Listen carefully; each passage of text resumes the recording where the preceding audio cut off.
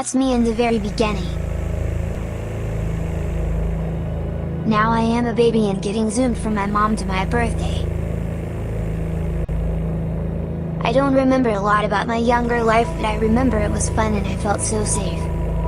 My mom and dad always happy. I guess my mom's sister was mad that my dad was so great, so she called the police and said he hit my mom. We were all reading and they came. I heard my dad yelling, "There, no way!" My mom was crying loudly. Some lady took us away. The court said my parents abused and neglected us. They only loved us. The caseworker lied. I never saw my parents again. I'm still hoping one day they come. I am a victim of CPS and so are my parents. We need to find justice in all of this madness for all of us that are being abused. It's not fair. Every kid I know has a mom and dad. I know they miss me. I bet they fight every day for me to come home. Don't get caught like us. Know your rights.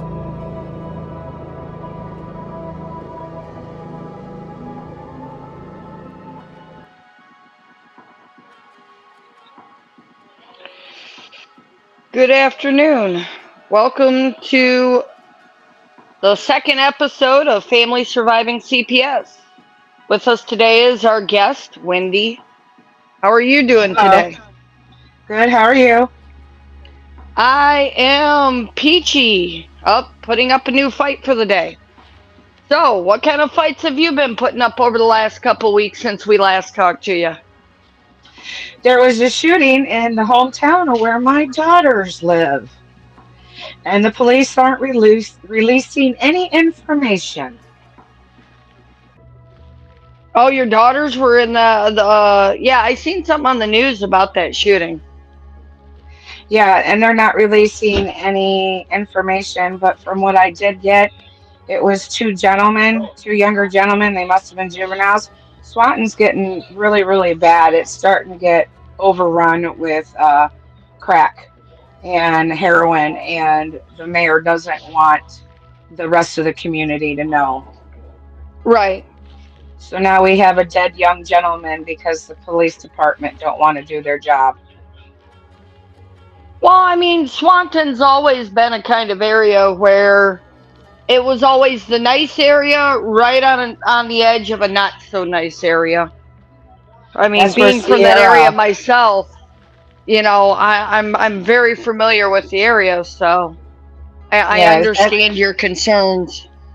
Yeah, because first we had Sierra, and now we have this young gentleman that has lost his life, and it really does concern me because I have a 17-year-old daughter that is driving and hanging out with her friends, and it's not the same community we grew up in, Melissa. No. It's not.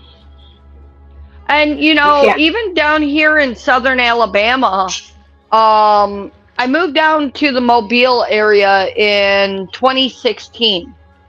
You go down to your local hardware store, everyone's nice, everyone's polite. Every hood rat will hold the door because you don't know they're a hood rat because they're all so darn polite. But Right. now, fast forward 8 years, these people that you run into now, you hear of a shooting every month. Before it was like one shooting a year. Now it's a shooting every single month. Yep. And and fentanyl is running rampant everywhere. I was actually watching a clip last night on the mother from Ohio that got sentenced to natural life for abandoning her kid for 10 days while she went on a vacation, and the baby was 18 months old, and the baby slowly starved to death. Died of malnutrition and dehydration. And none of the mother's family said a single word protecting the baby. Everyone said give mercy to the mother, but no one said give prayers to the baby. So Correct.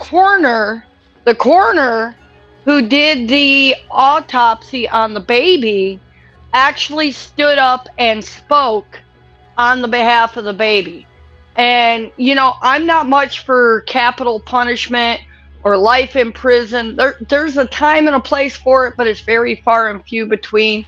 And when that judge sat there and said, the type of torture that that poor little baby went through, you'll never be able to go through that much torture. And understanding that, I'm giving you life in prison without parole. Honestly, Right. I didn't think that was enough. No, she should have Then got as the I'm death flipping penalty. through stuff, there's another mother. She had a 4-month-old baby. She had put fentanyl in the bottle. And not even right after that one, I found one where a baby was not. Now the 4-month-old, they was able to do Narcan and save the baby. Right. But the 9-month-old baby, the mom actually told the police, said, I thought I was putting cocaine in my daughter's bottle so she would just go to sleep. What kind of world are we in when parents think it's okay to give their less than 1-year-old children fentanyl, cocaine, heck, too much diphenhydramine, too much Benadryl. And they're killing these poor babies. Because the government's putting all them drugs out on the street. You can get high in front of police officers now. So, apparently the parents thinks it's okay that the kids get high too. Yeah, but to give a 9-month-old cocaine, but yet No, she's high. most of us tuning into this show, most of us coming on this show, none of us would ever conceive doing such a horror. No. And see, that's what makes us look bad when CPS comes into our homes and they take they rip good families apart, and then we Absolutely. scream, CPS took our kids. Oh, well, automatically everybody's assuming, well, you must have been abusing your children. And that's not the case at all. See, they leave these children in the drug addict's home because they can't make no money off of them. Oh, yeah, so they take the good baby. A damaged child is worth nothing to them. It costs them money. My children were well behaved, please and thank you. My daughter was a newborn, and there was no, and they openly say at every hearing, well, there was no risk of harm. There was no allegations. And then I'm standing there beating on the desk at my attorney like, hey, if there's no allegations and no risk of harm, why the heck are we even here? Why ain't I at home barbecuing with my kids or getting ready to take them out on the boat or go? I mean, it's Easter weekend. Why aren't we planning for an Easter egg hunt? Yeah, dinner with the family. Yeah, going and picking out dresses or nice clothes for the boys. Yeah, all that's gone. Yeah, and that's why, when we was sitting down and we was talking about, the different shows and, Darren focuses more on the hunting for justice, the finding the cure. But in the same, you have to know how to survive, how to move forward. Because one day your kids are there, you're playing in the yard, you're having fun, you're pushing, your kid on the swing, or you're going to the park, or you're playing with the puppy. My kids, they love to go fishing, so usually every Friday, if my older daughter behaved, we'd pack up and we'd go fishing. There's a river about 10 miles from the house, We'd go fishing for the day. We would do something as a family every single weekend. And now on the weekends, I just hope that I can work 24/7 so that I miss the weekend. But yet in the same, I dread the week because then the court's open. They could do anything and, I may or may not have warning. Right. But it's such a scary place to be in. A lot of, when you said that You know, it's hard for a lot of us to move forward because we have our children that were stolen from us.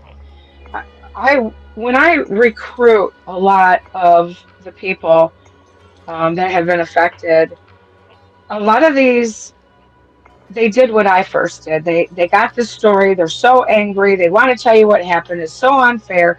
They broke this law. They broke that law. I want to urge everybody that we recruit that you have to change that anger into strength.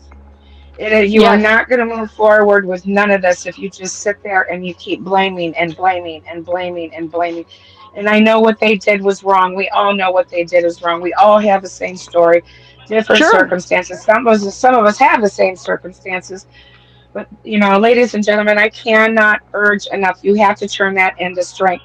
That is the only thing that's going to bring these children home is that strength. We Yep. need to quit Is that we blaming and unite and we fight together and yes, we stand up yes, and we not be ashamed to ask our neighbor for no, help.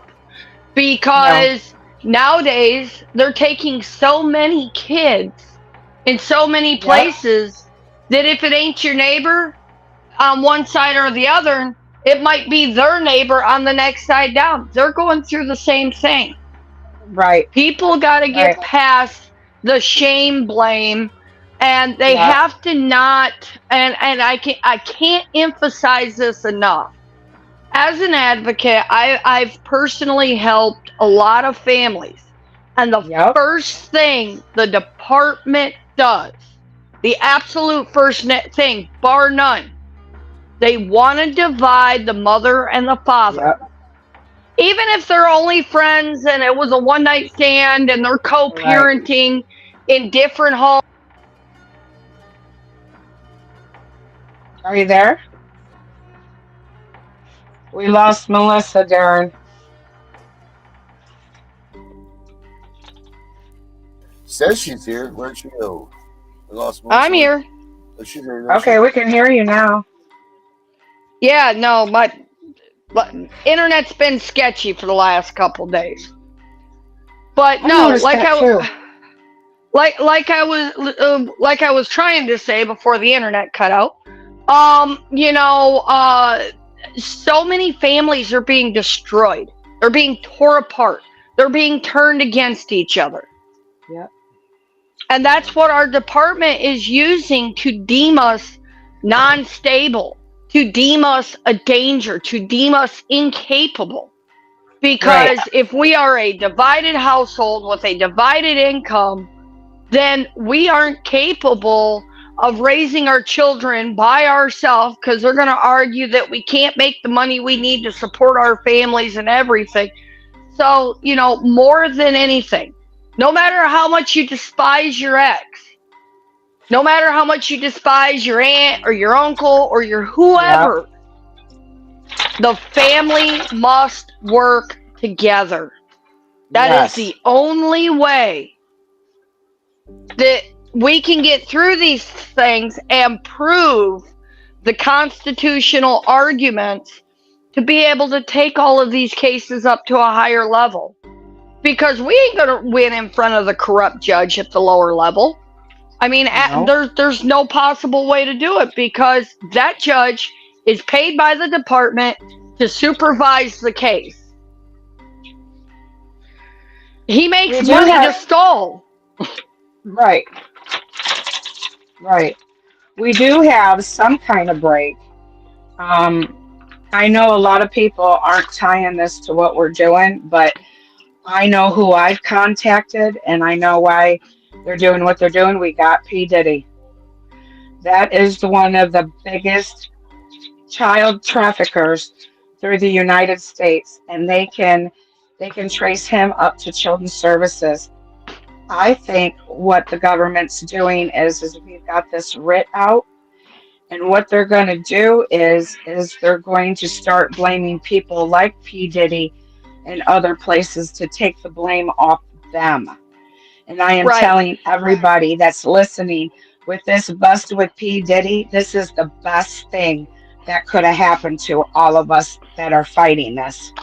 The Well, best thing. and the thing is they actually tied the P Diddy thing into Oh, what was the island where they was torturing the kids? Epstein.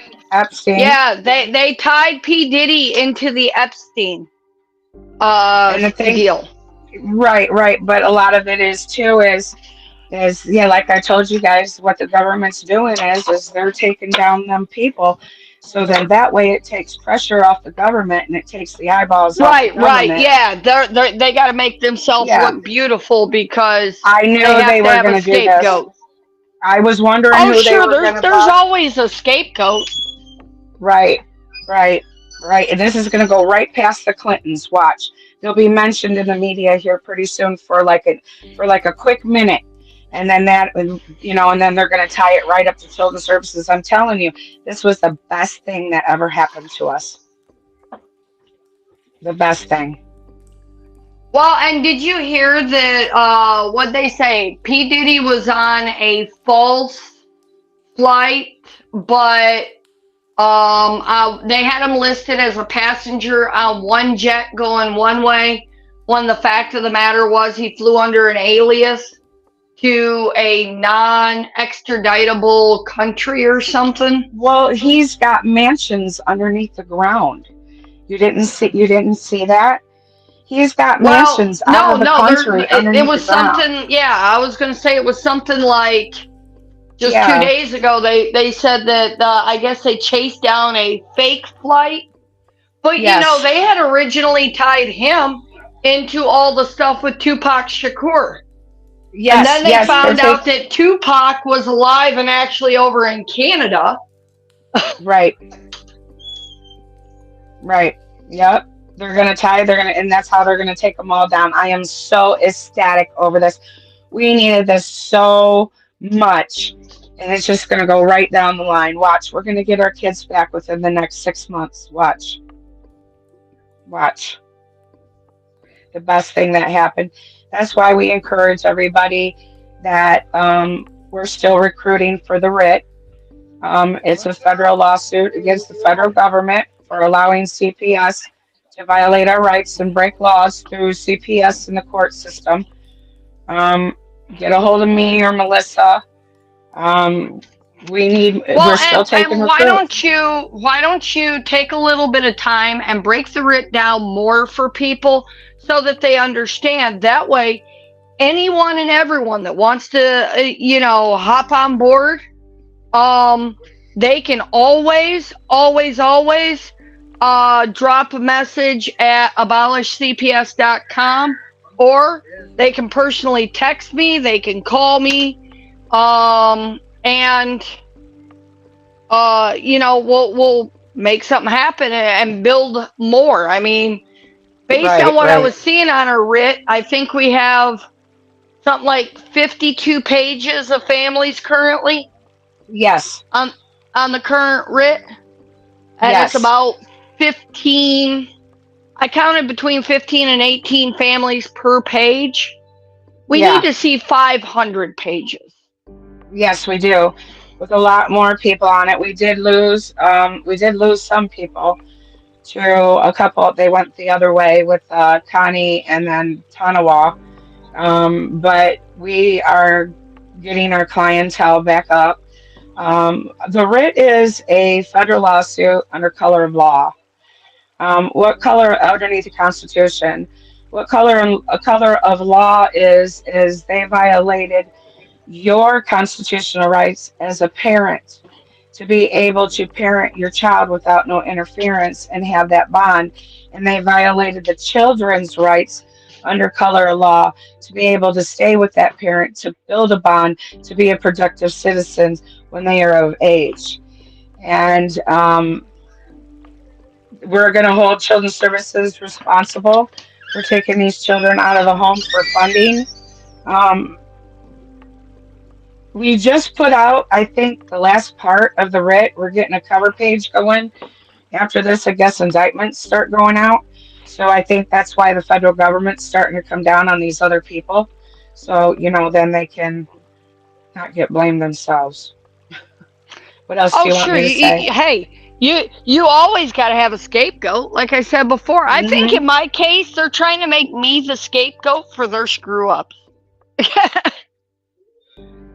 Yeah, now Children's Services are saying through my case, my mother put my signature on a court document for guardianship that I didn't know existed. And I keep Right. asking them, well, where's the original ink of this paper? There's got to be original ink somewhere because I would never give Well, that woman and control over my I children. mean, and here's the fun. It's funny that you say the original ink because I was just reading a contract law that all these contracts that are done by electronic signature.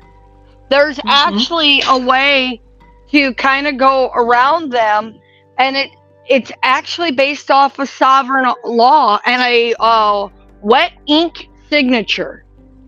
Yeah. And it argues the same thing. Show me the original signature. Show me the Yep. proof. Yep. And they still can't show it to this day. Oh, I'll get it to you. I'll get it to you. I don't never see it because I didn't sign one. I got emancipated from this woman at 16. Why would I give her control of my kids? I'm not stupid Um, twice. did you file discovery yet? No, they won't let me file nothing. They won't even give me my case file. Well, no, that's what filing discovery is. Filing discovery No. is something that you could file with the court that forces the court's hand to make the department turn everything over. No, And they won't do if it. half of those records are in the court will have to turn those records over. Right. Yep. You won't do nothing. And they think they're untouchable in Fulton County. They think They they're think, oh, untouchable in every county. yeah, they're gonna find out how untouchable they are. Well, and Wait till DH, what is it, them guys that go in there, wait till they start hitting children's services. I can't wait. DOJ. Yeah.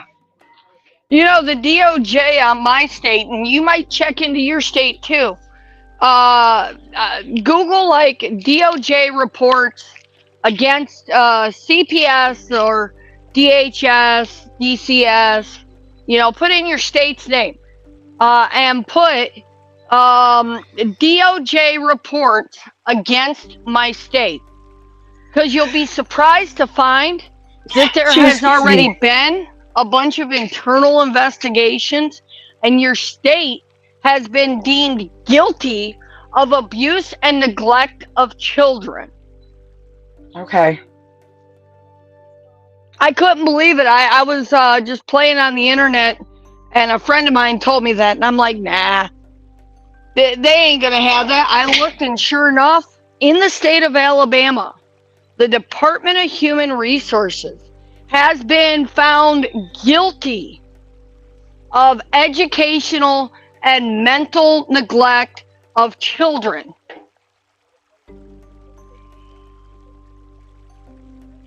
Wow. And come to find out, now it's starting to stem a bunch of lawsuits because they're taking our teenage kids and they're throwing them all in nut wards.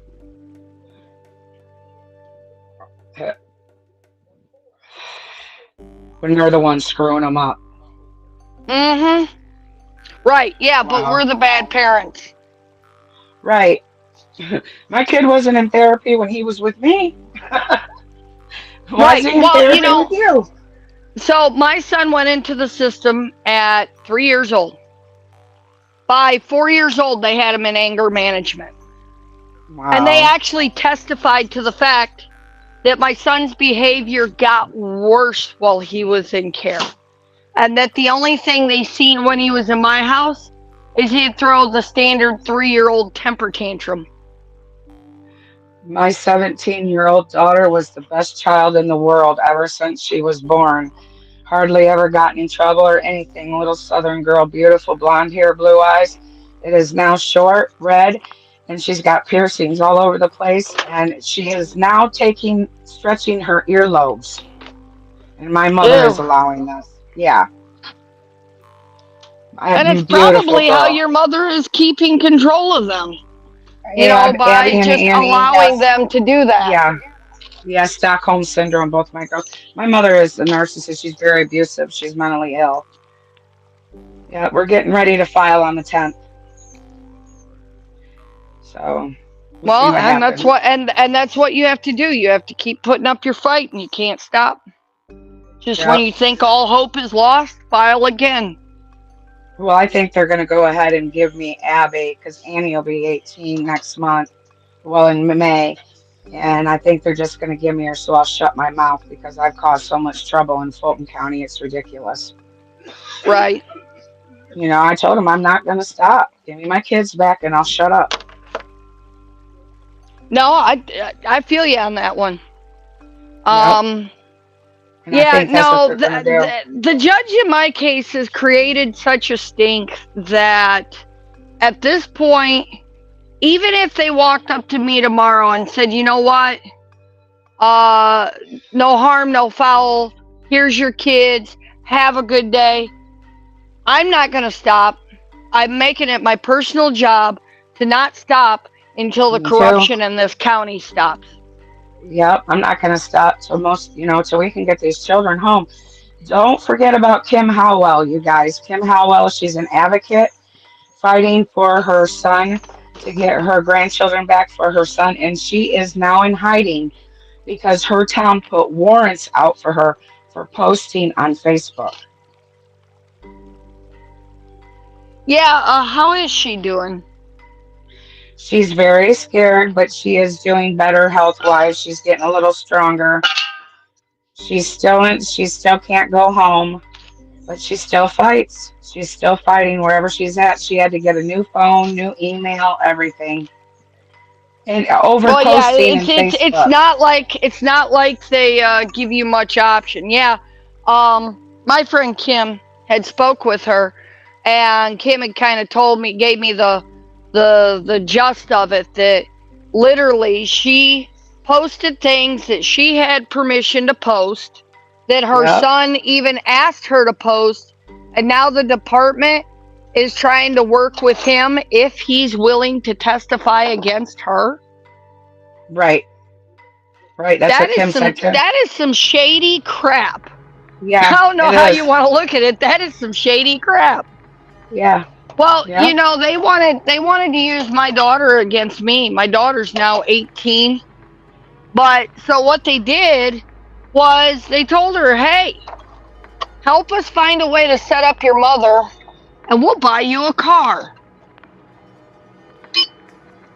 That's what they literally told my daughter. Help Right. us set up your mother and we will buy you a car. Right. Not your mother's hurting you, let us protect you. Right. No, help us find a way to get even and we will buy you a car. Right. That is the craziest thing I have ever heard. But it is. Mhm. I have the text messages from the department to my daughter to prove it.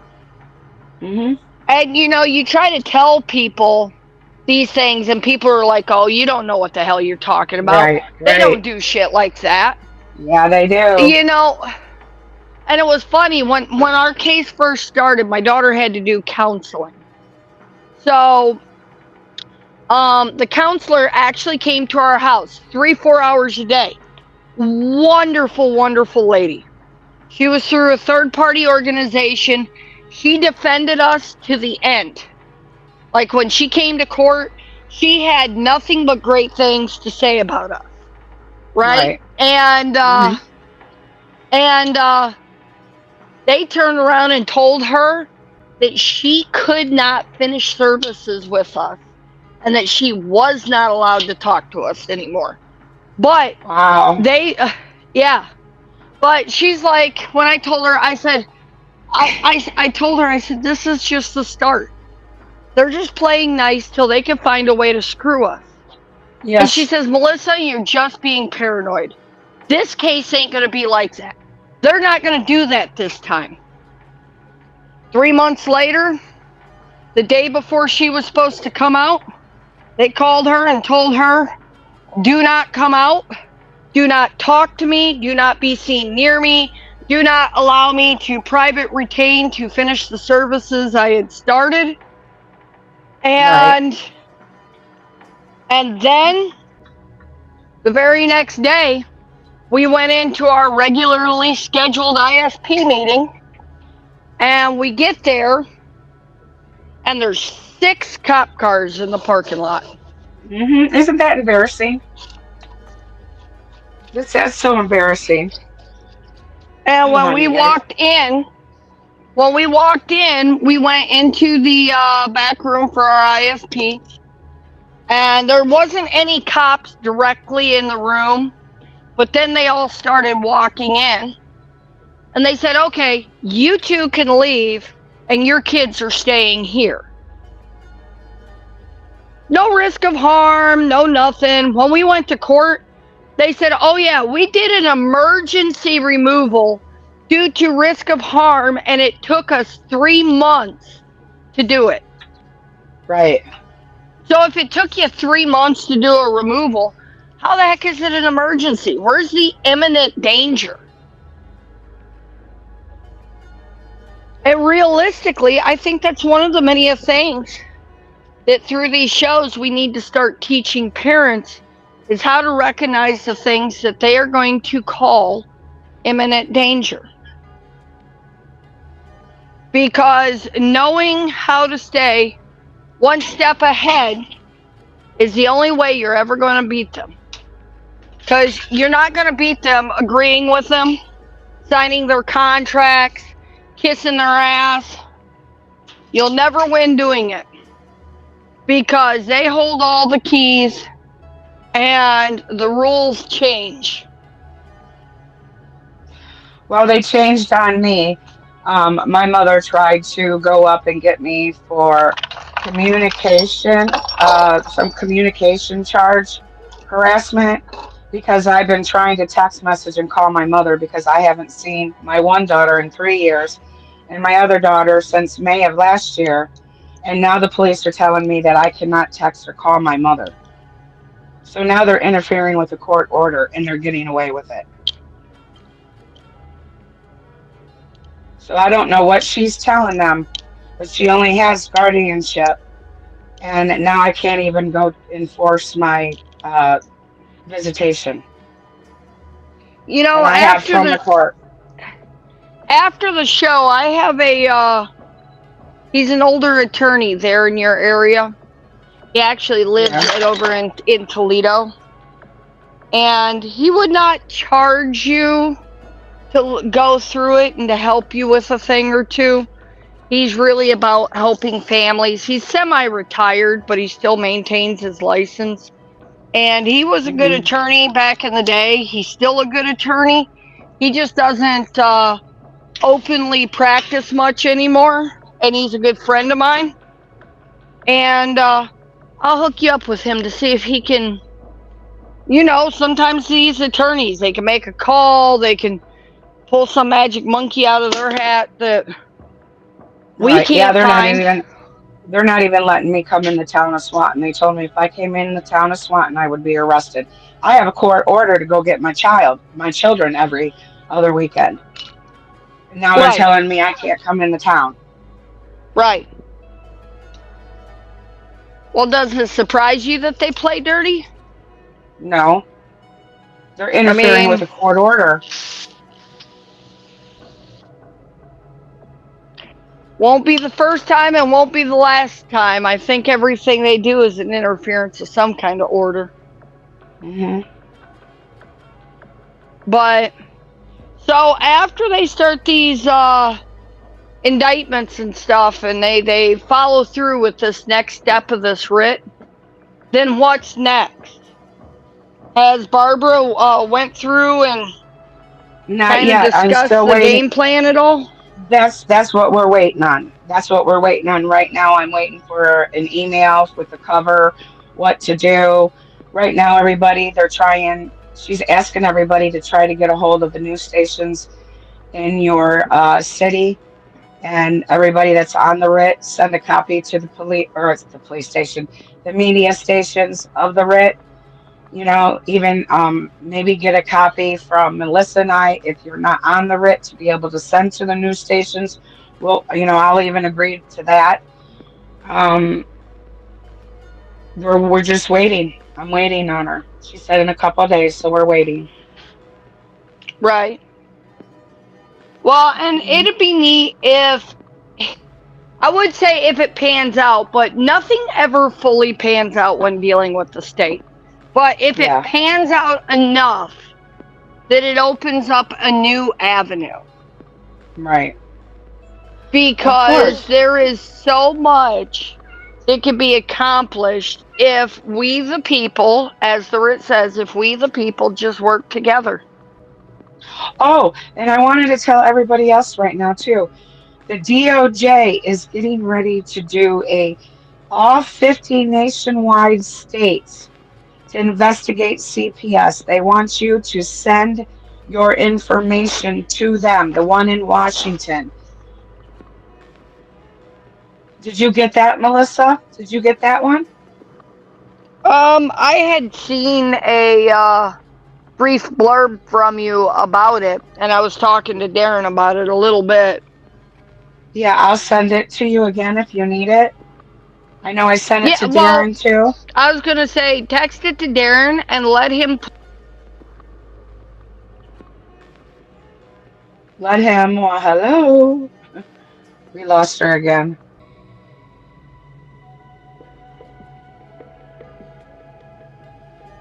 No, I'm still here. Okay. Yes, that right there. Yeah, screenshot it and crop it down and send it to send it over to Darren so that he can upload it to his page, and then people can read it and send their information where it needs to go. I actually have a mother that I've been helping and working with. She actually originally came on Darren's show, but I've kind of stayed in contact with her since. She actually just went to the DOJ in Washington. She literally physically went there. Okay.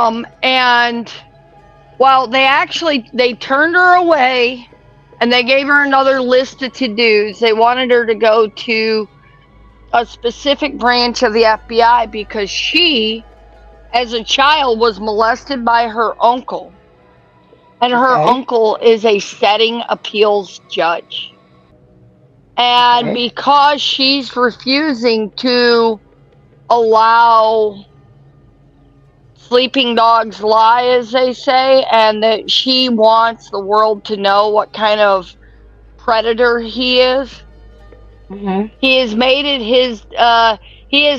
his daily job to mess with her kids any way he can, even her adult children, because she has some adult handicapped children, Mm-hmm. and they've literally walked in and literally stole her 23-year-old son right out of her house. So what's going on with it now? Last I it's been a week or so since I've talked to her, but last I talked to her, she's at the point that she's pretty much going to be homeless. She's no longer able to go into her state of Illinois. She's trying to figure out what to do, where her and her kids can go that they'll be safe. But hopefully, and the thing is originally she was a Medicaid whistleblower for misappropriation of funds in the state of Right. Louisiana, and she was supposed to be protected under the Whistleblower Act. Guess what they didn't do?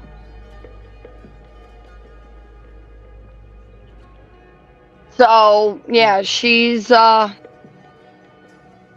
last I heard, she's over in Tennessee, and I had a couple organizations that were trying to work with her to help her establish a Right. place and Right. stuff for the moment. But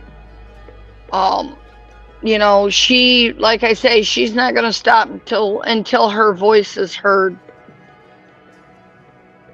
And if even 1/10 of the families that have been involved with the department believe and agree to that same kind of thing, that they're not going to stop until their voices are heard, Right. the parents would be so powerful that no government would be able to come between us and our children.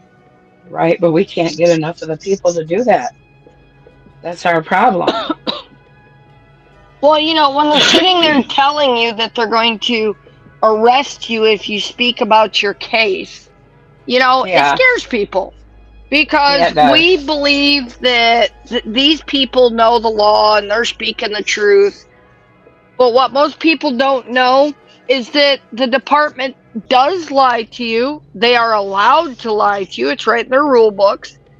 All they have to do is argue that it was needed in fear of safety. And they're allowed to lie to you, just like a cop can lie to you. Yeah.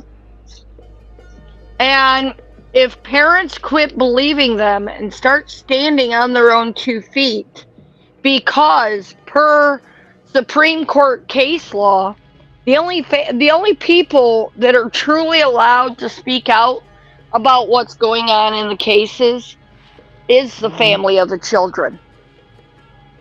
As long as you have a right to your child, you have a right to speak. Yeah. And if Sure more do. families stood up for that right to speak, we'd be in a lot better place. But like you said, a lot of them are scared, especially us parents that, we know where the rabbit hole goes. Right. People find out that rabbit hole and they back out. But people like you and I, we're not afraid of that rabbit hole. We'll go right through it. And we need more parents Well, the to way do that. I figure it is, losing a 4-year-old for 14 more years or 90 days in jail because I spoke out. Hey, lock me up. I'm not going to quit fighting. That's what I told them too. You can go ahead and lock me up, but you can't lock me up forever. And every time I come out, I'm going to be right back here. And that's one of the reasons that I've made it a point through my times of being back on the show to actually run with a background, because this is an anonymous show where families can speak out, people can speak out, their stories can be heard, and there's no face required. There's no real name required. Come here and tell your story, and if you need help and we can help, we'll do so. If we can point you in the direction of help, we will do so.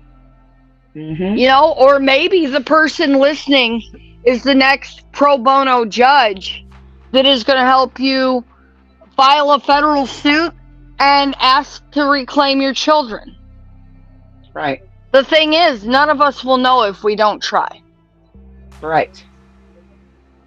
You need to exhaust every corner, all means. There is an open door somewhere. One of the things that Cheryl said on the show the other night, know your politicians. Know who's pro-CPS. Know who's anti-CPS.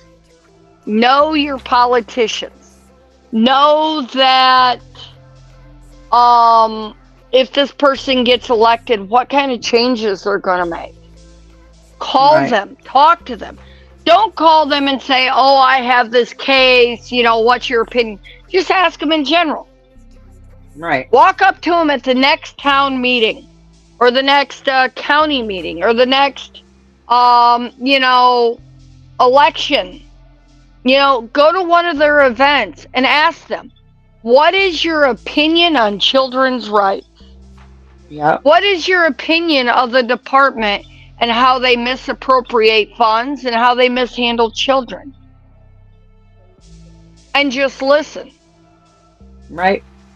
Go door to door and spread the word. Go to your city council meetings. Go to, your monthly meetings up at the governor's place. When they do their house meetings and stuff, and they're looking to elect in the new bills, and make your presence known.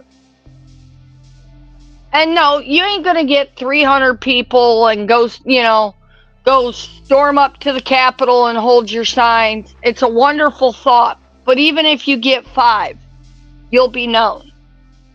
Right. Buy the front page newspaper article. Get 4 or 5 of your friends. Stand there, holding signs. Have someone take a picture. Have it put on the front page of the newspaper. And write your own story for it. They allow that. And newspapers aren't that expensive anymore since, everyone went to TikTok and, all these other things. But you have to reach the people in your community.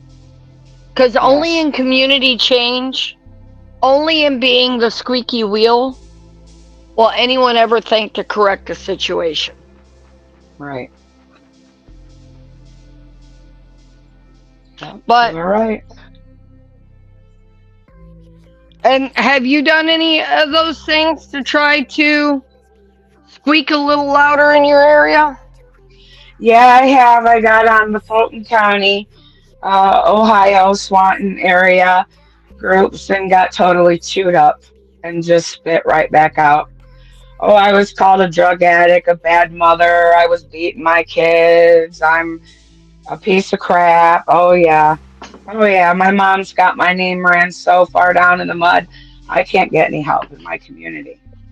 Have you went to the governor's office? Yeah, I went to Governor DeWine, and he told me he has no jurisdiction. I went to Derek Marin. He said he has no jurisdiction. He's the state representative. I even went to Mr. Yost, and he says he has no jurisdiction. So everybody has no jurisdiction in Ohio. Well, they do, but it's like an implied. You got to give them permission and jurisdiction, and because They in don't order want to involved. ask, Ohio is one of the top 3 corrupt states. They're trafficking children through children's services in Toledo bad. They've been busted 3 times in Lucas County for it. It's bad. Right. They're all doing it. All of them are doing it. Marcy Captor knows trust about me, it. I understand. Yeah. I called my And governor's office and I spoke to a guy in the back because, they always have 101 people to answer the phone. And this guy says, oh, yeah, we can help you. Send us a story of what's going on. Tell us what's up and we'll help you. Yep. So I put together an email of all the information and I send it in. And the guy actually responds back to me and I talk to him 2 or 3 times. And then he figures out that my judge was appointed by the governor. That he is not an elected judge. He is an appointed judge. I've never seen a phone quit ringing so quick it ain't funny. They won't call back. They won't write back. They won't email.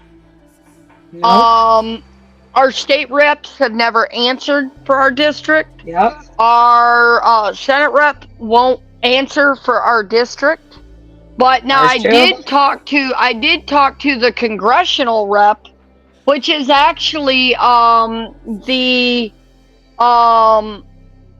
Mo Brooks, from up in Washington. He is my district's rep. He's actually the sponsor of the bill for advocates in the courtroom that's going on right now with Connie. Okay. Where they're trying to push so that, certified family advocates can go with families and help families in the courtroom. Because there's not enough attorneys. Right. Right. That's what I want to do. Did you guys see in the news that you don't have to take the bar exam to be an attorney anymore? You guys see that? It's actually, there's quite a few states where it's been that way. I did not know that. Yep, I believe it is West Virginia, California, and there's one other state, and it might even be Ohio. I But wouldn't doubt it. that you do not have to have any college degree to take the Yeah, bar exam. you have to be certified in something. I guess that's it. Isn't that what it was? You only had to be certified? No, no, you had to be able to pass the bar exam. Because I have a friend of mine that she's been studying because she wants to take the bar exam, and it's actually my friend Kim. And I said, Kim, I said, why are you killing yourself to pass the bar exam so that you will then have to shut up? I said, what happens when you make too much waves as an attorney? They shut you Right, up. They strip you of right, your license. right. You know, I would rather fight on the sideline with families that represent Yeah, families and not be able to speak the truth. right. And Yep, I think the biggest problem we run into is with our court appointed attorneys. They're in there yeah, doing this work for $50 an hour, making right. almost no money doing it, but they're doing it for the brownie point. And they're literally throwing our families away. And none of Yeah, them are thinking about the fact that this is flesh and blood children. no, All they see is, oh, I just have a client I'm representing. They don't look at the pictures of the family. They don't look at the pictures of the children. You know, when I go to court and my attorney's sitting next to me, you know, I have a picture of us as a family sitting on the table, just in case that judge may want to see. aw, But on that note, we are getting to the end of our show. Is there yes, we anything are. in closing that you would like to say, that you would like families to know? And You have to know your rights.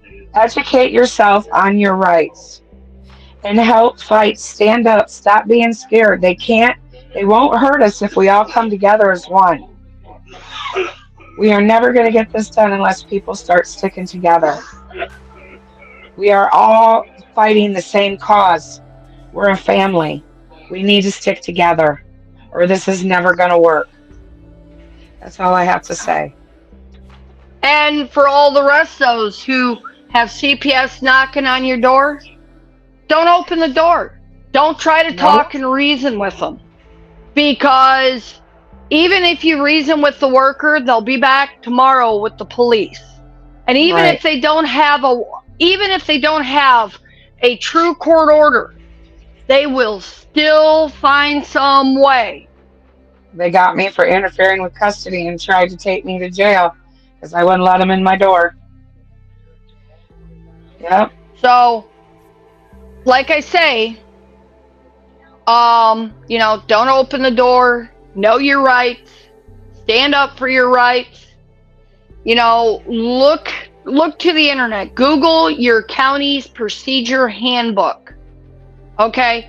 Look in there for the rules of the procedure, because almost Right. every state, every county, every area, every territory, it says in there that visits should be as much as every day if they can be safely done. Yes. So always, every time you talk to your worker, every time you see your worker, demand to spend that time with your kids.